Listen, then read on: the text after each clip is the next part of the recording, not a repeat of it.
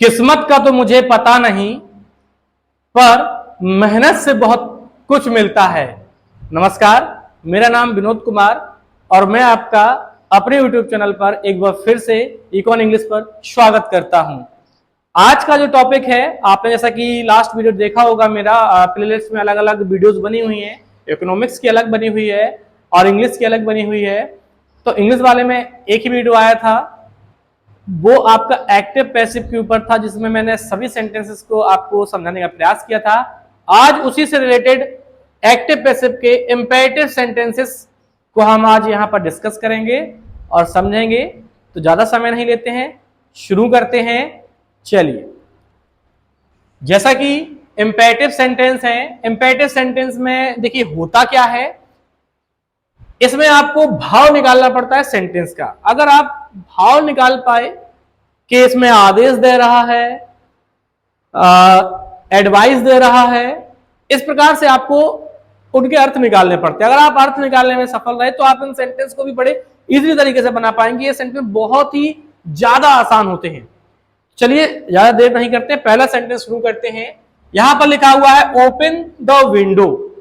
मान के चलिए कि आप कहीं पर या बैठे हुए हैं, खड़े हुए हैं, अब कोई आपके घर का ही कोई व्यक्ति, बड़ा व्यक्ति आपसे कहता है कि उठो, खिड़की को खोल दो। तो ये क्या होगा?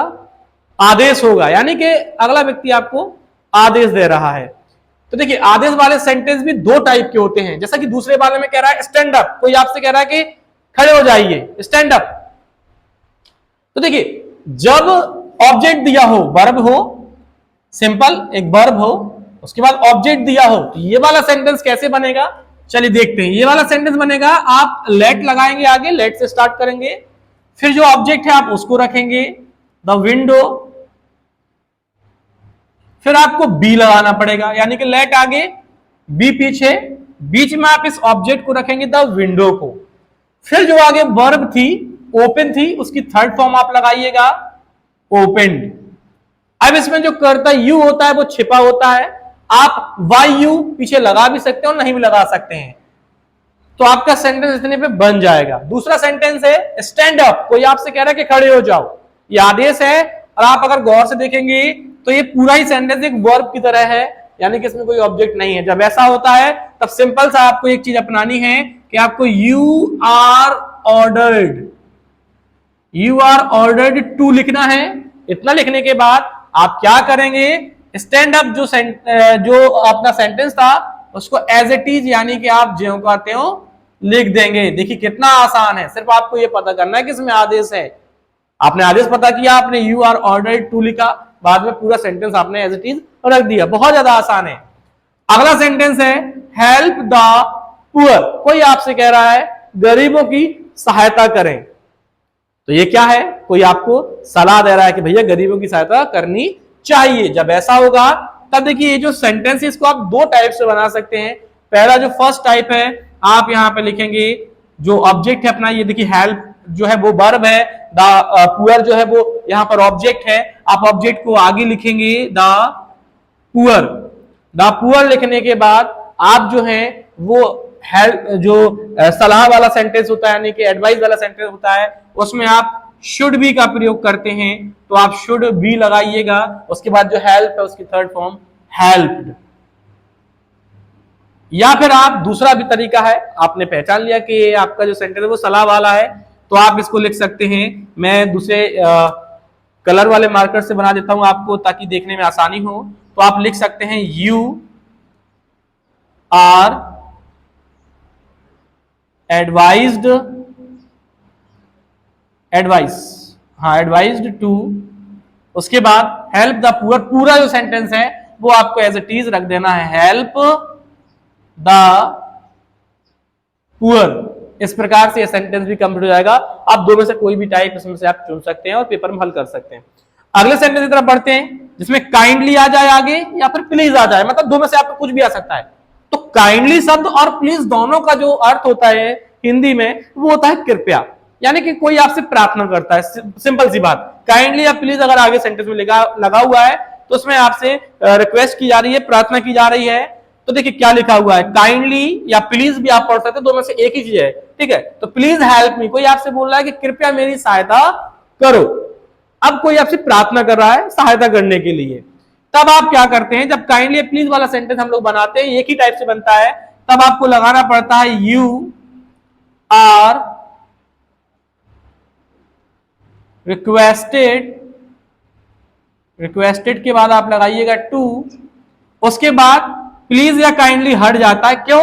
क्योंकि इस प्लीज या काइंडली का जो भाव होता है, जो अर्थ होता है, वो इस रिक्वेस्टेड में निकल आता है। इस वजह से हम प्लीज या काइंडली को हटा देते हैं, रूल होता है। उसके बाद वर्ब से हेल्प मी, हेल्प मी ऐसा एज इट इज रख देंगे, सेंटेंस अपना कंप्लीट हो गया। आप देखेंगे कि यहां पर भी प्लीज आया है, लेकिन इसके बाद डोंट आया है। डोंट क्या है?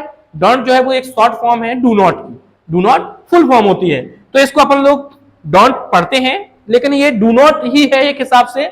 तो क्या लिखा है? Please don't disturb me. कोई आपसे कह रहा है कि कृपया मुझे परेशान मत करो, यानी कि वो आपसे निवेदन कर रहा है कि आप उसे परेशान ना करें। तो इसमें देखिए कैसे बनेगा, जब प्लीज वाला सेंटेंस होता है, मैंने बताया था यू आर रिक्वेस्टेड टू लगेगा, तो आप पहले वो लगाइएगा,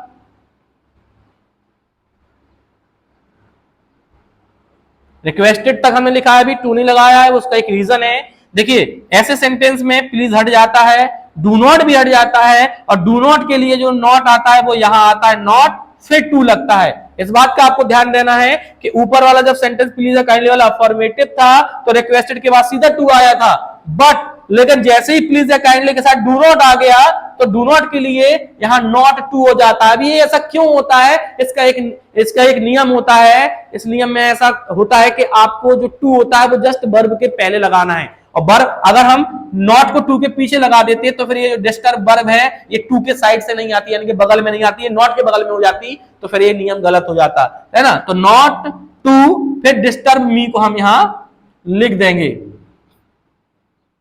डिस्टर्ब मी, इतना हमने लिख दिया और ये सेंटेंस हो गया हमारा complete.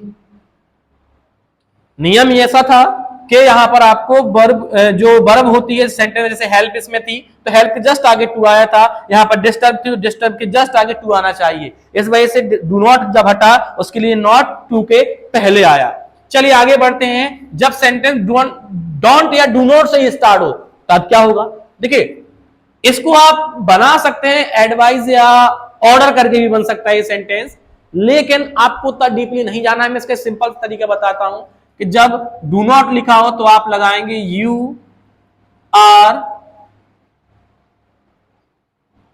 Forward to, do not हटेगा, फिर उसके बाद गो देयर।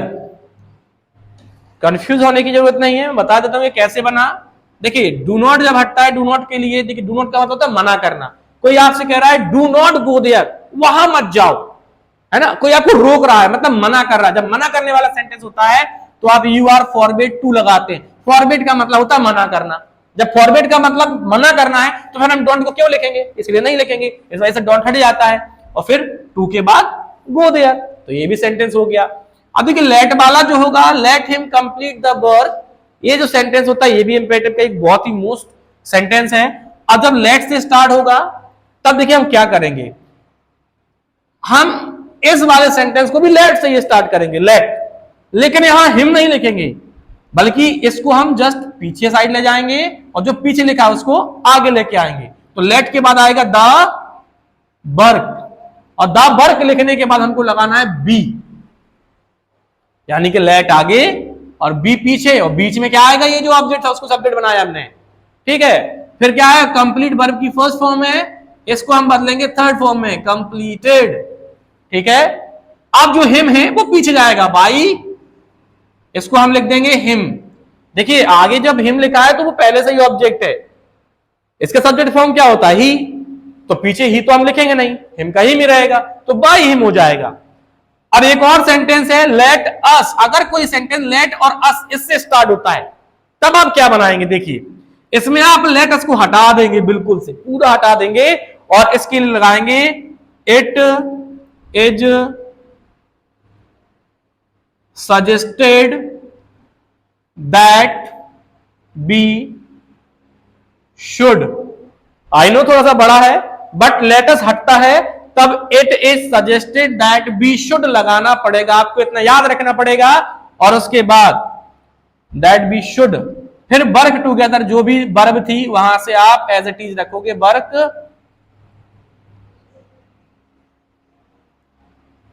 टुगेदर। ये सेंटेंस हो गया। तो देखिए आज हमने बड़े ही बिना ही नियमों की झंझट के, यानी कि ज्यादा मैंने कुछ नियम नहीं लिखा है, मैं सीधा आपको समझाने का प्रयास किया है और एक एक सेंटेंस को आपको बताया है कि वो कैसे कैसे बनेगा। और एक सेंटेंस मैंने यहां पर दिया हुआ है होमवर्क के रूप में, जो कि ये वाला है, let me start the game. करना क्या है आपको, इस सेंटेंस को बना के कमेंट बॉक्स में आपको कमेंट करना है। पहले जिस बच्चे का भी या जिस भी लोग का पहला सेंटेंस सही होगा उसको हम बाकायदा अपने चैनल पे मेंशन करेंगे। तो अगर आपको मेरा तरीका समझ में आया है, अगर आपको अच्छा लगा है, तो कृपया लाइक एंड सब्सक्राइब भी कर दें। आपके लिए वीडियो बनाने में मुझे बड़ा अच्छा लगता है और मेहनत भी लगती है। तो अगर आप चाहते हैं कि मुझे थोड़ा सा मोटिवेशन मिले तो आप लाइक एंड सब्सक्राइब करें and share also. Thank you.